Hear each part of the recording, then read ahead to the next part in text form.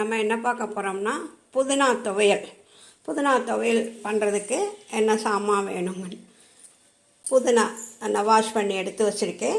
அதுக்கு கூட கருவேப்பிலை, அப்புறம் நல்ல ஒரு குழிக்கரண்டி உளுந்தம்பருப்பு, அரை குழிக்கரண்டி கடலைப்பருப்பு, ஒரு 5-6 மிளகு, உப்பு, மிளகா வத்தல். அவளுக்கு காரத்துக்கு தகுந்தாப்பில் மிளகா வத்தல் எடுத்துக்கோங்க. அது கொஞ்சமாக ஒரு சின்ன நெல்லிக்காய் அளவு புளி ஊற போட்டிருக்கேன். காரத்துக்கு தகுந்தாப்பில் நீங்கள் புளி கூட்டி குறைச்சி எடுத்துக்கலாம்.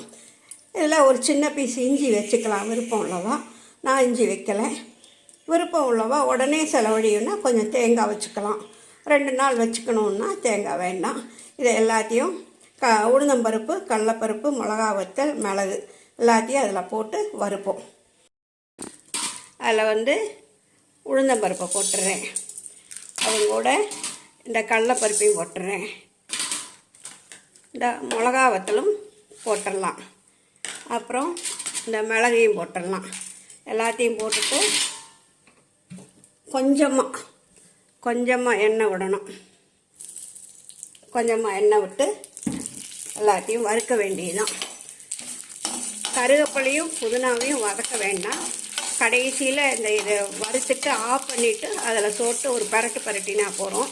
இது நல்லா வறுகட்டும். நல்லா வறுந்தாச்சு.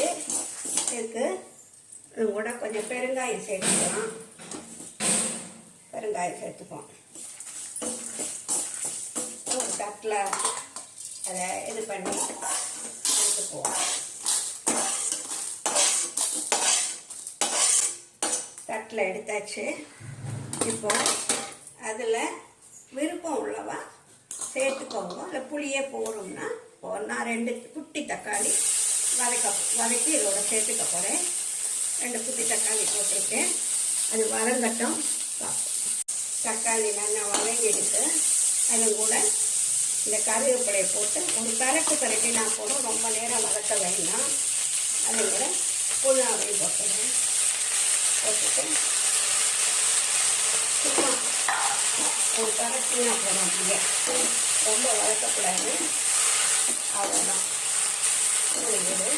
இதை இறக்கி வச்சுட்டு துவையலுக்கு தாளிச்சுடலாம். ஆச்சு வதங்கியாச்சு. கரண்டி போட்டாச்சு. தாளிச்சு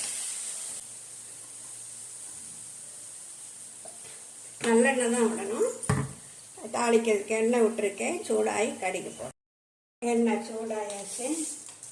துவையலுக்கு தாளிக்க கடுகு போட்டாச்சு. கடுகு வெடிக்கிட்டு அந்த உளுந்தம்பருப்பை போட்டு கடுகு வெடிச்சாச்சு. உளுந்தம்பருப்பை போட்டு தாளிச்சு ஆயாச்சு. வறுத்து வச்சுருக்கோம் இல்லையா, அதை இதில் சேர்த்துருவோம். சேர்த்துட்டு ஒரே ஒரு திருப்பினதுக்கப்புறம் புதினா கருவேப்பிலையை போட்டுக்கலாம். அதுதான். இப்போது மூடிட்டு ஒரு திருப்பிட்டு பார்க்கலாம். போட்டு ஒரு திருப்பியாச்சு பாருங்க. கரகரன்னு தான் இருக்கணும்.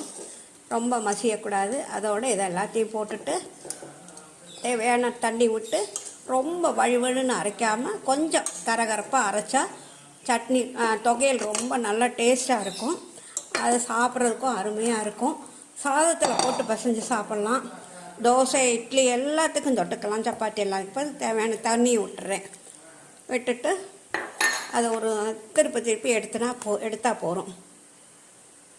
இப்போது துவையல் ஆயாச்சு பாருங்க. நல்லா கொரகொரப்பாக இருக்குது.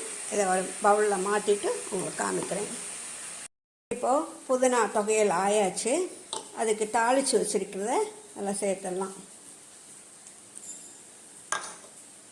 நல்லா ஆயாச்சு பாருங்க. அருமையாக இருக்கும். தோசை, இட்லி, சப்பாத்தி, சாதத்தில் போட்டு பசைஞ்சு சாப்பிட்றதுக்கு எல்லாத்துக்கும் நல்லது. புதினா, கருவேப்பிலை எல்லாம் போட்டிருக்கேன். என்ன போட்டிருக்கேன்னு உங்களுக்கு தெரியும். இதை நல்லா வறுத்துட்டு நான் என்ன பண்ணினேன்னு பார்த்தேன் இல்லையா, அப்படியே அரைக்க வேண்டியதுதான். ரொம்ப சத்தானது, உடம்புக்கு ரொம்ப நல்லது. இதை எல்லோரும் பண்ணி பாருங்க.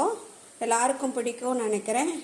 எனக்கு சப்போர்ட் பண்ணுங்க, ஷேர் பண்ணுங்க, எனக்காக லைக் பண்ணுங்க. சப்ஸ்கிரைப் பண்ணாதவா புதுசாக பார்க்குறவா சப்ஸ்கிரைப் பண்ணுங்க, லைக் பண்ணுங்க. நன்றி, வணக்கம்.